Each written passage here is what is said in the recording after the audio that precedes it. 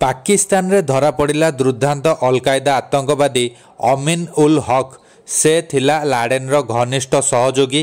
ଆସନ୍ତୁ ଜାଣିବା ଏହାର ସର୍ଭିସେସ୍ ଖବର ବିଷୟରେ। ପାକିସ୍ତାନରେ ପୋଲିସକୁ ବଡ଼ ସଫଳତା ମିଳିଛି। ପଞ୍ଜାବର ଆତଙ୍କବାଦ ନିରୋଧୀ ବିଭାଗ ଅଲକାଏଦାର ପ୍ରମୁଖ ସଦସ୍ୟ ଅମିନ ଉଲ୍ ହକ୍କୁ ଶୁକ୍ରବାର ଗିରଫ କରିଛି।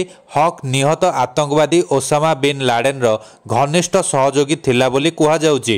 ପଞ୍ଜାବ ପୋଲିସର ଆତଙ୍କବାଦ ନିରୋଧୀ ବିଭାଗ ତଥା ସିଟିଡିର ଜଣେ ପ୍ରମୁଖ କହିଛନ୍ତି ଯେ ପଞ୍ଜାବ ପ୍ରଦେଶରେ ବିଭିନ୍ନ ଗୁଇନ୍ଦା ଏଜେନ୍ସି ସହଯୋଗରେ ଏକ ଯୋଜନାବଦ୍ଧ ଅପରେସନ ଜାରି କରି ଅମିନ ଉଲ୍ ହକ୍କୁ ଗିରଫ କରାଯାଇଛି।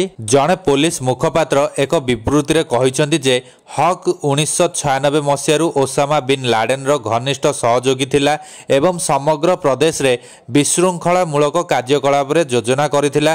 ପୋଲିସ କହିବା ଅନୁଯାୟୀ ହକ୍ ଗୁରୁତ୍ୱପୂର୍ଣ୍ଣ ପ୍ରତିଷ୍ଠାନ ଓ ବ୍ୟକ୍ତିତ୍ୱଙ୍କୁ ଟାର୍ଗେଟ କରିବାକୁ ଚାହୁଁଥିଲା। ପୋଲିସ ମୁଖପାତ୍ର କହିଛନ୍ତି ଯେ ସିଡିଟି ଠିକଣା ସମୟରେ ପଦକ୍ଷେପ ନେଇ ଅମିନ ଉଲ୍ ହକ୍କୁ ଠାବ କରିଥିଲା ଏବଂ ଗିରଫ କରିବାରେ ସଫଳ ହୋଇଥିଲା।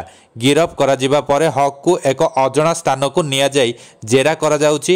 ଏହି ଗିରଫଦାରୀ ପାକିସ୍ତାନ ଏବଂ ଏହାର ବିଶ୍ୱବ୍ୟାପୀ ଆତଙ୍କବାଦୀ ବିରୋଧୀ ଅଭିଯାନରେ ଏକ ବଡ଼ ସଫଳତା ବୋଲି ଜଣେ ପୋଲିସ ମୁଖପାତ୍ର କହିଛନ୍ତି। ସୂଚନାଯୋଗ୍ୟ ଯେ ଜାତିସଂଘର ଆନ୍ତର୍ଜାତିକ ଆତଙ୍କବାଦୀ ତାଲିକାରେ ହକ୍ର ନାମ ସାମିଲ ରହିଛି।